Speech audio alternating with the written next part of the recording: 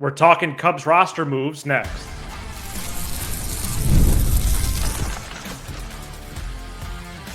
You are Locked On Cubs, your daily Chicago Cubs podcast. Part of the Locked On Podcast Network, your team every day. You are Locked On Cubs, part of the Locked On Podcast Network, your team every day. Alongside Sam Olber, I'm Matt Cozy. Sam and I are lifelong fans, taking our passion into a discussion with you on all things Cubs. Thank you for being part of the show, making us your first listen today. And the best way you can help us grow the show is to listen every day, like the video, and comment anything below. And really, I'd like to add something to that. Tell someone about the show. Send them this episode link. Get on that. We really appreciate it. Maybe not this one because I don't feel that well. Got it.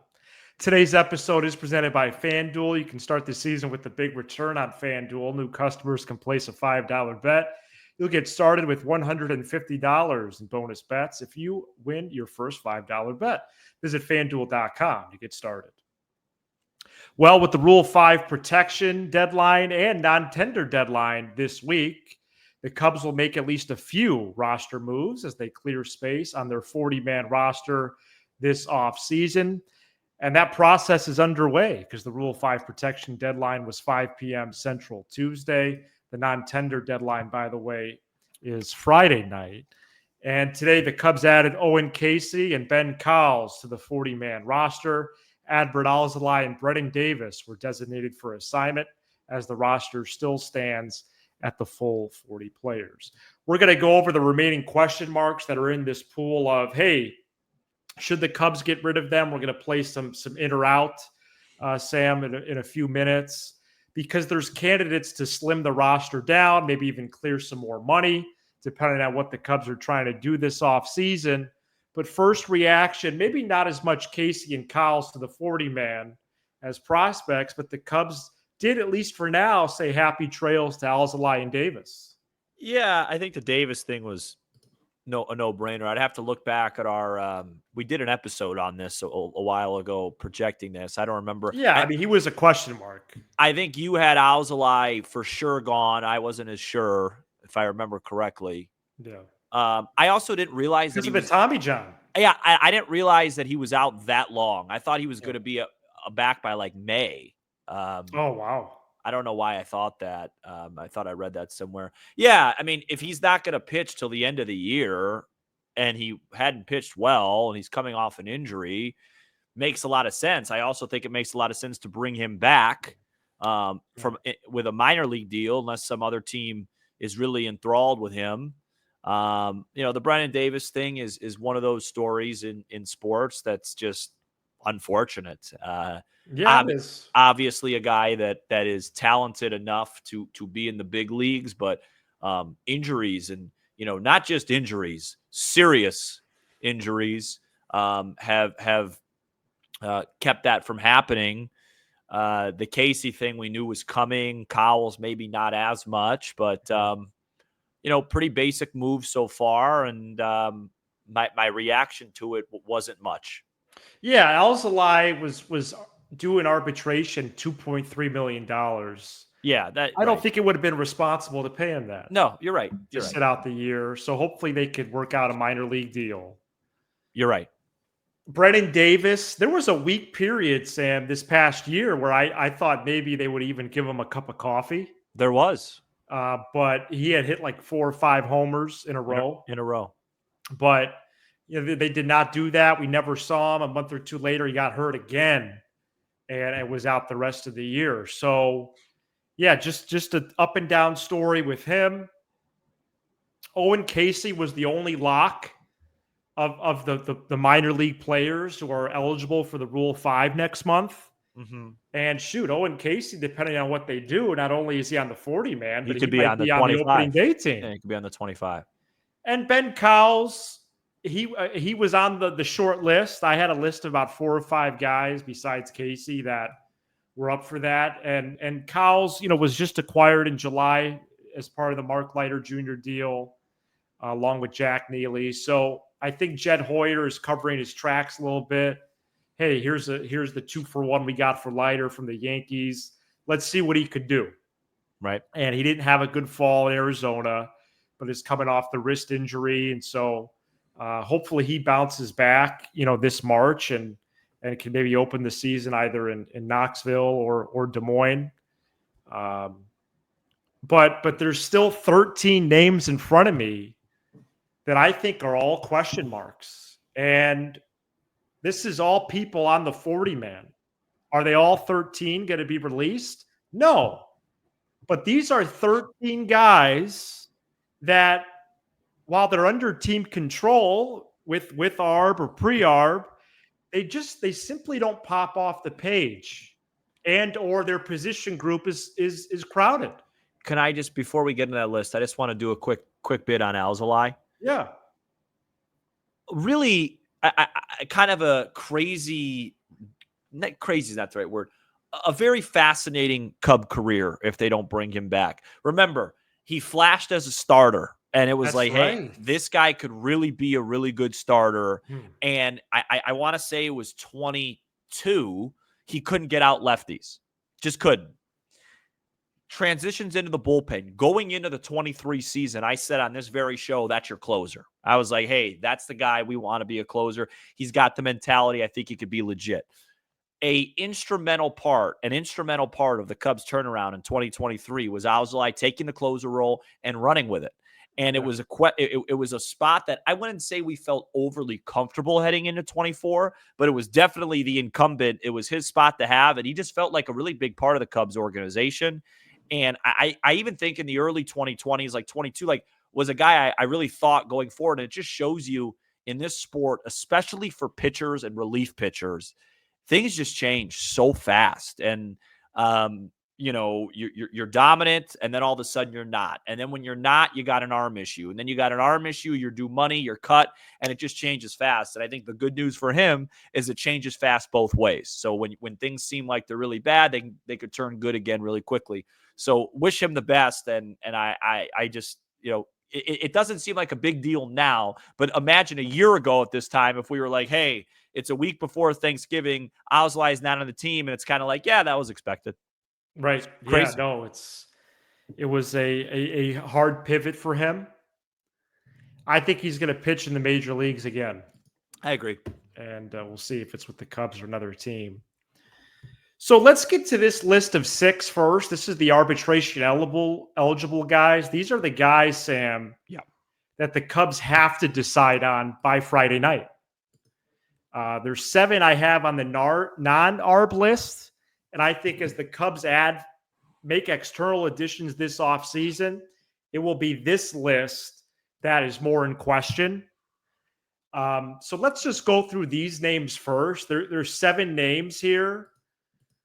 Before we get to the ARB guys, I just want to go over these 7 that are under team control. Yeah. Because you just shrug your shoulders, and that's exactly why they're on the list. Gavin, so there's 3 pitchers. Gavin Hollowell, Caleb Killian, and Rob Zastryzny. Mm-hmm. The first 2 have options, so they could go up and down to Des Moines. Right. But again, there's nothing that pops off the page with these. Sorry, for a quick second, I just dozed off. Yeah, I know.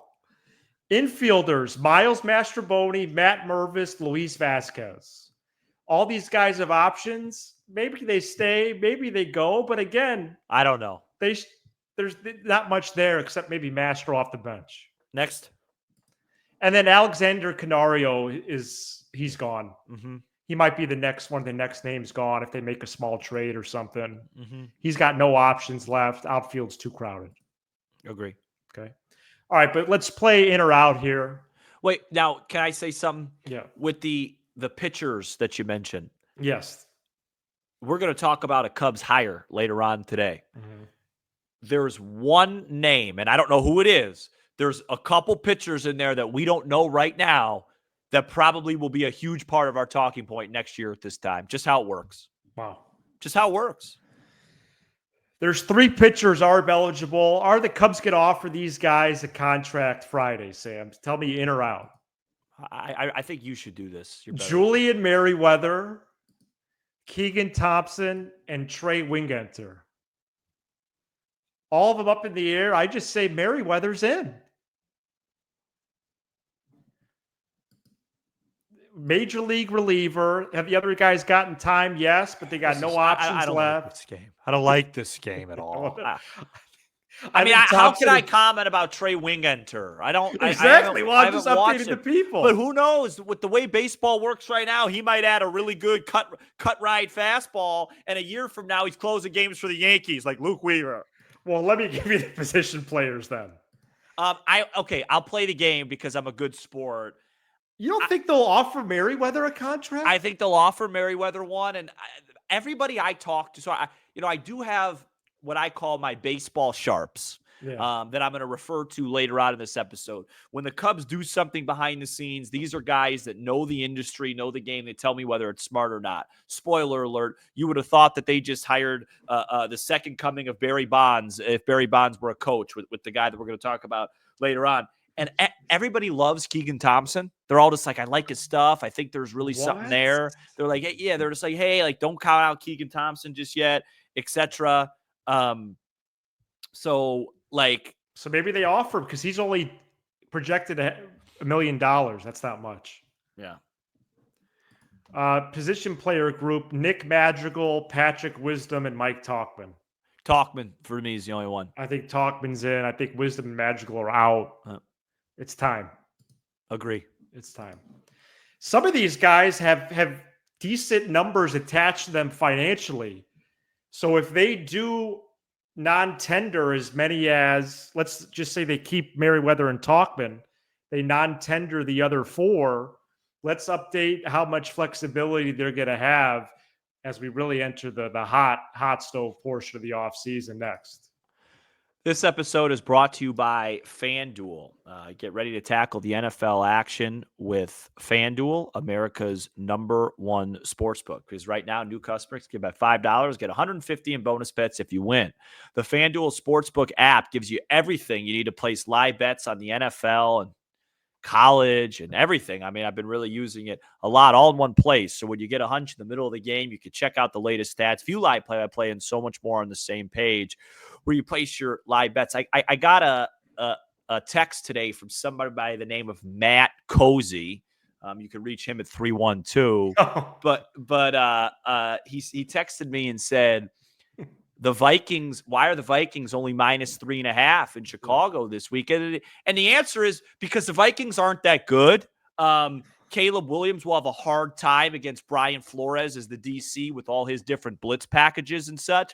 But if the Bears were able to execute a kick properly or were well coached, this would be an intriguing game this Sunday, but it's really rendered meaningless with their 4-6 record. I bet you that might get to 3 before the first kickoff of that game. Visit FanDuel.com to join today. Remember, you get started with $150 of bonus bets if you win your first $5 bet. That's FanDuel.com. Never waste a hunch and make every moment more with FanDuel and a visual sports partner of the NFL. We're back here on Locked On Cubs. And before we get to the Cubs' new hire later in the show, I do want to go over the financial situation. According to Fangraphs right now, the Cubs have $47 million and change up to the first luxury tax threshold. And with Alzolay and Davis now out of the off the roster, that's going to increase by a couple of M's there. So they're pushing 50 M's flexibility right now. And if they only offer, let's say, Merriweather and Tauchman, that's going to even increase to maybe 56, 57, 58 when you really hit the off season. So, what are they going to do between, they're going to have 50 something is my prediction. Yep. What's going to happen? Obviously, that's the big question. Mm-hmm. But I do think when you look at all these names, Thompson, Wingenter, Magical, Wisdom, then you got Canarios of the world, Mervises. I think it's this time, if you can have a refresh button, if you want just a little more room to make trades, to spend either via trade or free agency, I think they should pursue that. They should do that this week. And just go into the Thanksgiving week next week with your 55, 60 million available and do something about it. Mm-hmm. And that's really all I have to say about that. And it stinks that we have to talk about them. Oh, they have to clear money. But Yeah. That's their motive. You know, there isn't really any better question out there right now than what are the Cubs going to do with X amount of money left over? Isn't that the top question? It might be the top question in sports. And we'll know that number definitively Friday night. Well, no, my top question in sports right now is, when Matt Eberflus is not the head football coach. But yeah, we'll know more Friday night. I just I'm kind of tired of the whole like, maybe they'll clear to get to 56 or or something like that. Right, 55. I would just like to see the Cubs get better this off season, and I wish that they had the flexibility. Like, again, I told you guys I'm going to mention it almost every day. The excitement and sting of the offseason, just it doesn't hit the same when there is a 26-year-old phenom out there that we can't afford. And I've read stuff about like, well, are you sure? I think it was I could be wrong on this. I'm not even going to say it because I don't exactly remember who it was. But I'm going to say it was an ESPN guy that was like, I don't know if I see the $600 million value with Soto. Like I see it with Ohtani. I don't really see it with Soto. And it's like, no, first of all, like if that's what the market is, whatever it is, the Cubs aren't in play. And when you're not in play for a player like that, when that's the player your own president of baseball ops said that you need, he just phrased it in a way to make it sound like it was smarter, 5-WAR player, just say star. Right. It is what it is. So now the Cubs are going to have to improve elsewhere. Friday night, hopefully we get to about 60 million and we go and we trade for guys, we get an impact bat in here, and we all feel good about going into the 25 season. And things obviously were worsened by being inexplicably over the luxury tax in 2024 the way that they were. That's correct. The Cubs did make a hire this week. We're going to tell you about it next.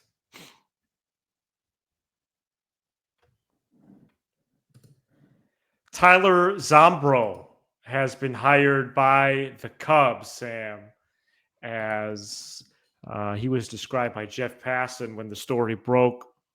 He's become one of baseball's preeminent pitching trainers at Tread Athletics and will work in all areas of the Cubs organization to help improve the performance of the Cubs' arms. Zombro himself is a former pitching prospect with the Rays, also got some time with the Rangers system, Sam, but he is highly regarded. So this is when we talk about on this show, the Cubs need to spend like a big market, but be shrewd like a small market, and you have the best of both worlds. This is that latter portion of it, because we talk about it all the time.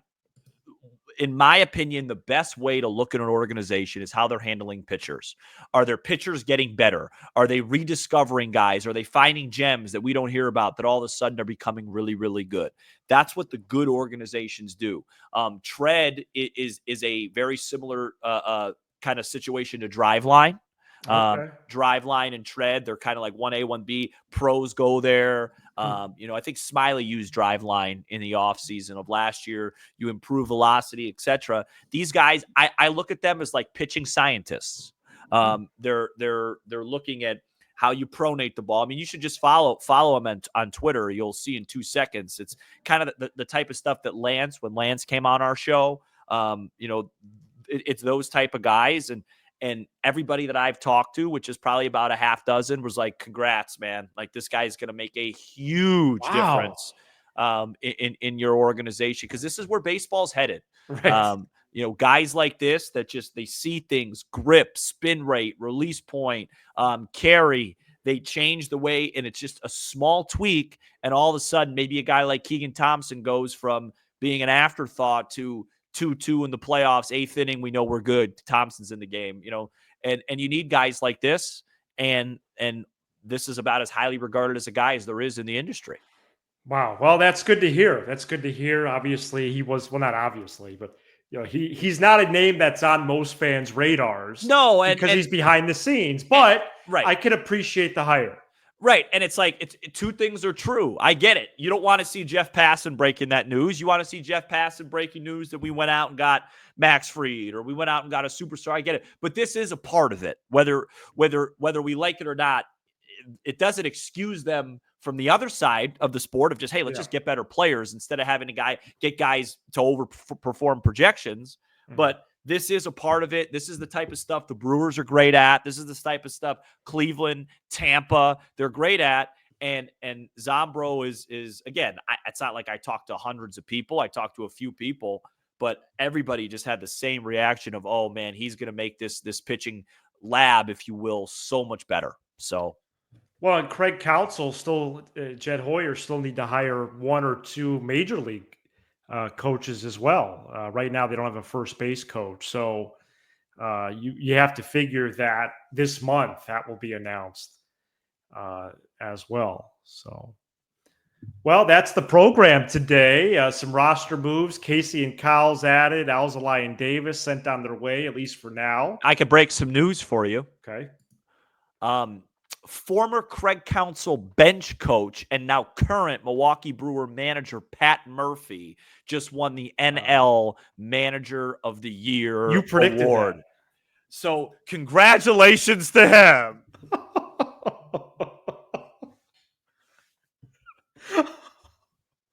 and the other team he was talking to, their actual hire won it in the AL. Stephen Vogt with the Guardians. So a lot of Counsell connections. He was actually seriously talking to the Guardians. He was flirting with the Mets more so. Man, do obviously I look sick, with the huh? Cubs, Man, so. I got a cold, folks. All right, well, we're going to go over the latest in the trade and free agent markets. Are the Cubs connected to anybody? This might be an episode. That could be Thursday's title. Are the Cubs connected to anybody? This might be an episode to listen to on audio. Well, they're 22 minutes in, so it's kind of late for them. Thank you so much for checking out this edition of Locked On Cubs. Check out Friday's show where I'm going to be talking about my favorite Thanksgiving food. I don't know why I thought that was so funny. I'm going to be talking about like candy or apple pie. Candy? It's not Halloween. Oh yeah, sorry, I get that mixed up. Maybe like a mashed potato stuffing combo. Oh my gosh, man. We got to go. This is embarrassing for both of us. Turkey, little gravy. He's Sam Olver. I'm Matt Cozy. This is Locked On Cubs. One of the other podcasts. See ya.